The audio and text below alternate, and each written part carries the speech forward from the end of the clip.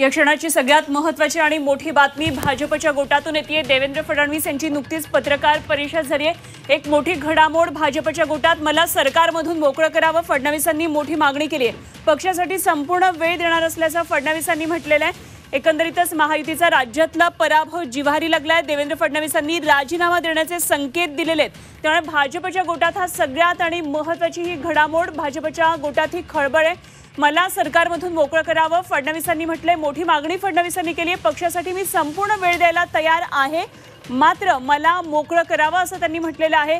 राजीनामा देण्याचे संकेत देवेंद्र फडणवीसांनी दिलेले आहेत। एकंदरीतच राज्यातल्या लोकसभा निवडणुकीच्या निकालानंतर फडणवीसांच्या पत्रकार परिषदेतलं हे मोठं वक्तव्य आहे। जो काही पराभव झाला असेल, ज्या काही जागा कमी आल्या असतील, याची सगळी जबाबदारी ही माझी आहे, ती मी स्वीकारतो। मी हे मान्य करतो की कुठेतरी मी स्वतः याच्यामध्ये कमी पडलेलो आहे आणि ती कमतरता भरून काढण्याचा प्रयत्न पूर्णपणे करणार आहे।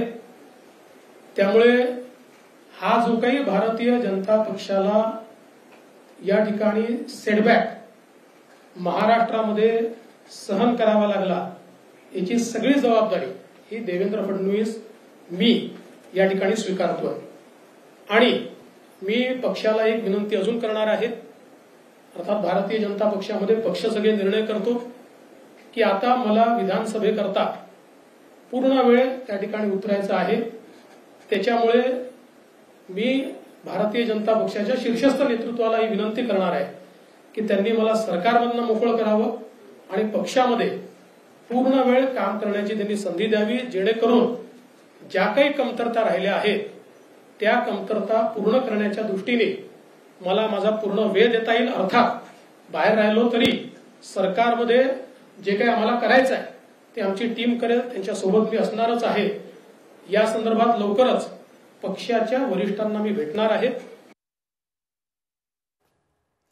तर राज्यातल्या पराभवाची जबाबदारी ही माझी आहे आणि आगामी विधानसभा निवडणुकांसाठी चांगली तयारी करण्यासाठी आणि ज्या काही यामध्ये कमतरता यावेळी राहिलेल्या आहेत त्या पूर्ण करण्यासाठी आता मात्र मला मोकळं करावं असं फडणवीसांनी म्हटलेलं आहे। विधानसभेच्या तयारीसाठी मी संपूर्ण वेळ देणार आहे असं फडणवीसांनी म्हटलंय।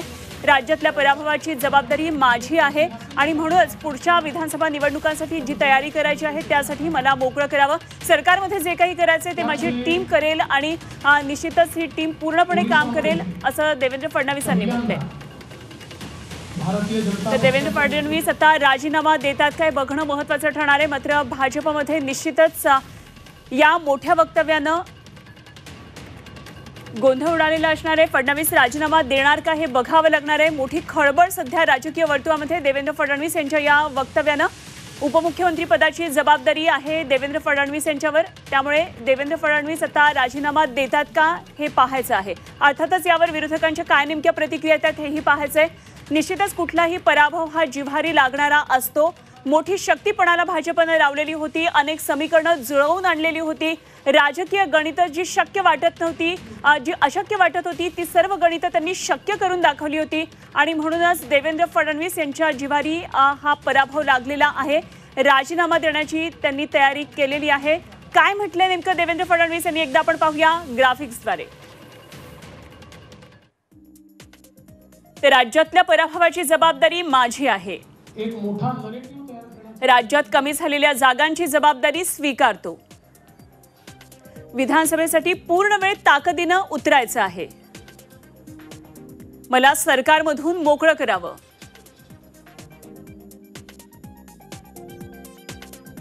ते राजीनाम्याचे संकेत दिलेले आहेत देवेंद्र फडणवीस यांनी। राज्यातल्या पराभवाची जबाबदारी माझी आहे असं म्हटलंय। मला सरकारमधून मोकळं करावं म्हणजेच उपमुख्यमंत्री पदावरून मोकळं करावं अशी देवेंद्र फडणवीस आता तयारी करतात असं दिसतंय। फडणवीस आता राजीनामा देतात का? आगामी काही काळामध्ये राज्यामध्ये देखील महत्त्वाच्या घडामोडी घडणार आहेत। इकडे केंद्राकडे सरकार बनवण्याची सध्या तयारी सुरू असताना इकडे राज्यामध्ये मोठी खळबळ उडाली आहे। फडणवीसांच्या विधानानं राजकीय वर्तुळात खळबळ उडाली आहे। उपमुख्यमंत्री पदाचा राजीनामा देण्याचे संकेत देवेंद्र फडणवीस यांनी यांच्या वक्तव्यातून दिली आहे। लोकसभेतल्या पराभवाची जबाबदारी त्यांनी स्वीकारली आहे आणि आता विधानसभेच्या तयारीसाठी पूर्ण वेळ देणार असल्याचं देवेंद्र फडणवीस म्हणतात।